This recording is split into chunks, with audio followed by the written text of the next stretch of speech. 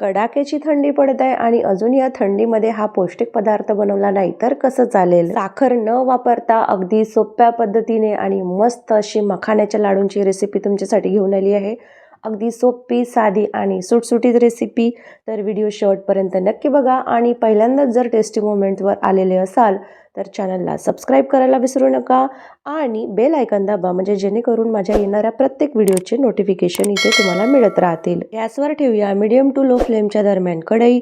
1 चमचा छोट्या चमच्याने साजूक तूप घालूया आणि 100 ग्रॅम इथे मखाने घेतलेले आहेत। छान कुरकुरीत आणि क्रिस्पी होईपर्यंत याला भाजून घेऊया आणि साईडला परातीमध्ये काढून घेऊया।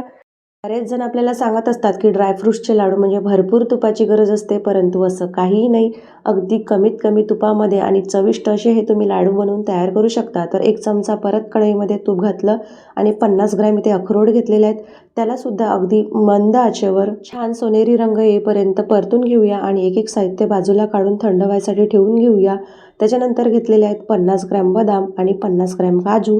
याला सुद्धा मीडियम टू लो फ्लेमच्या दरम्यान छान कुरकुरीत आणि सोनेरी रंग येईपर्यंत भाजून घेऊया। सकाळी नाश्त्यामध्ये हा एक लाडू जरी खाल्ला ना तरी आपली नाश्त्याची भूक भागते आणि आपल्याला खूप दिवसभर एनर्जेटिक फील होतं। घरात डायबिटीजचे पेशंट जरी असतील ना तरी सुद्धा ते आरामात हे लाडू खाऊ शकतात। आता कढईमध्ये घातलेला आहे 100 ग्रॅम खवलेला नारळ आणि साधारणतः 50 ग्रॅम इथे खसखस घातलेली आहे। याला सुद्धा मीडियम टू लो फ्लेमच्या दरम्यान छान ड्राय रोस्ट होईपर्यंत भाजून घेऊया। आता महत्त्वाची टिप इथे ही राहील की आपण दुकानातून जे रेडीमेड खोबऱ्याचं किस आणतो ना त्याच्या तुलनेमध्ये आपण घरी खवलेला जो नारळ असतो ना त्याच्यामध्ये ऑइलचं प्रमाण जास्त असतं आणि खाण्यास ते टेस्टी लागतं आणि ते पौष्टिक सुद्धा असतं। त्याच्यामुळे घरी नारळाचा डोल आणून तुम्ही खवला तर ते अतिउत्तम होईल। सगळं साहित्य इथे भाजून तयार आहे आणि बऱ्यापैकी थंड सुद्धा झालेला आहे। 1 बाय 1 करत आपण मिक्सी जारला हे थोडंसं खडबडीत दळून घेऊया।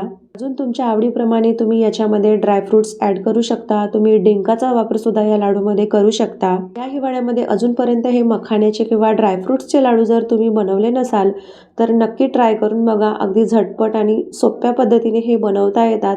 बऱ्याच जणांचा असा प्रश्न असतो की आम्हाला व्यवस्थित जमत नाही किंवा जे आम्ही मिश्रण तयार करतो ते मिश्रण असं भुसभुसीत होतं आणि व्यवस्थित लाडू वळल्या जात नाही। एकदा माझी रेसिपी फॉलो करा आणि 100% तुम्ही या ट्रिकने अगदी सोप्या पद्धतीने आणि झटपट हे लाडू बनवू शकाल। 1 बाय 1 करून आपण सगळं साहित्य मिक्सीला जाडसर दळून घेत आहोत। खोबरा किस आणि खसखस सुद्धा दळून घेतलेली आहे। सगळं साहित्य एका परातीमध्ये काढून घेतलेलं आहे।